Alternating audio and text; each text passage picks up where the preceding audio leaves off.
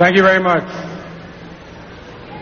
On behalf of the great Empire State and the whole family of New York, let me thank you for the great privilege of being able to address this convention.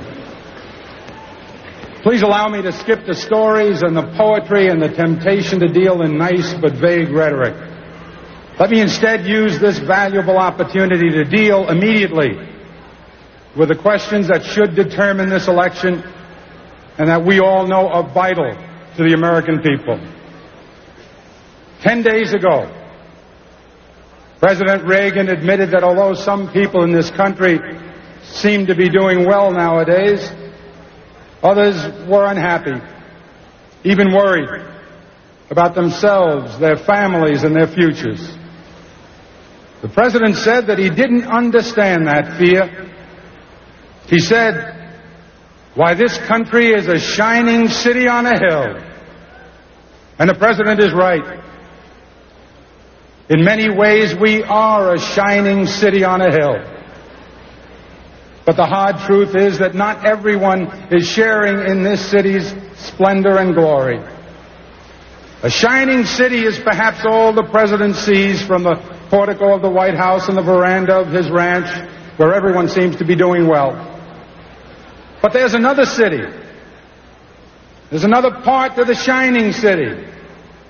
The part where some people can't pay their mortgages, and most young people can't afford one.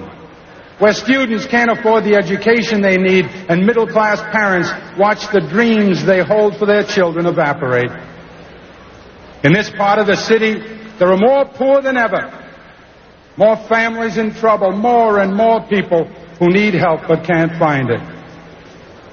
Even worse, there are elderly people who tremble in the basements of the houses there.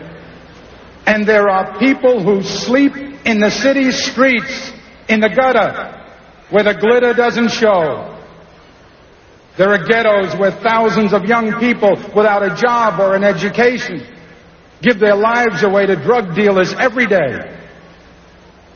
There is despair, Mr. President, in the faces that you don't see, in the places that you don't visit, in your shining city.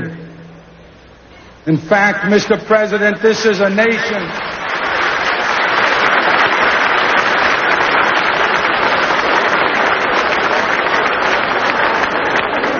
Mr. President, you ought to know that this nation is more a tale of two cities than it is just a shining city on a hill.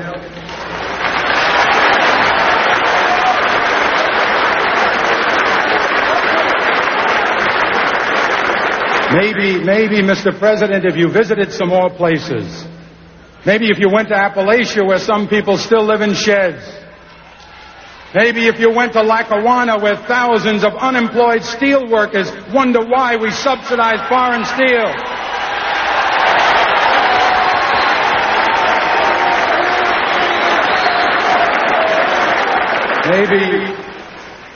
Maybe, Mr. President, if you stopped in at a shelter in Chicago and spoke to the homeless there. Maybe, Mr. President, if you asked a woman who had been denied the help she needed to feed her children because you said you needed the money for a tax break for a millionaire or for a missile we couldn't afford to use.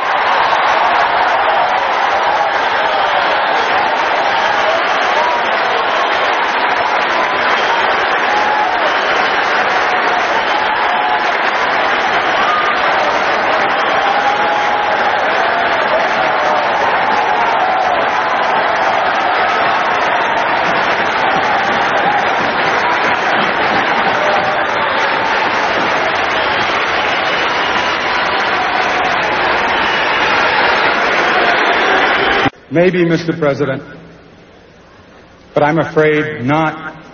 Because the truth is, ladies and gentlemen, that this is how we were warned it would be. President Reagan told us from the very beginning that he believed in a kind of social Darwinism, survival of the fittest. Government can't do everything, we were told, so it should settle for taking care of the strong and hope that economic ambition and charity will do the rest. Make the rich richer And what falls from the table will be enough for the middle class and those who are trying desperately to work their way into the middle class.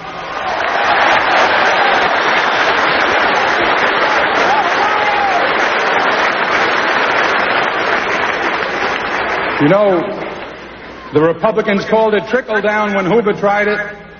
Now they call it supply side, but it's the same shining city for those relative few who are lucky enough to live in its good neighborhoods. But for the people who are excluded, for the people who are locked out, all they can do is stare from a distance at that city's glimmering towers. It's an old story. It's as old as our history. The difference between Democrats and Republicans has always been measured in courage and confidence. The Republicans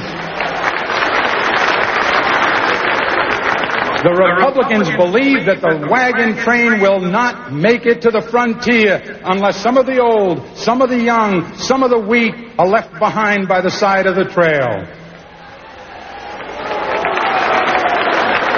The strong, they tell us, will inherit the land.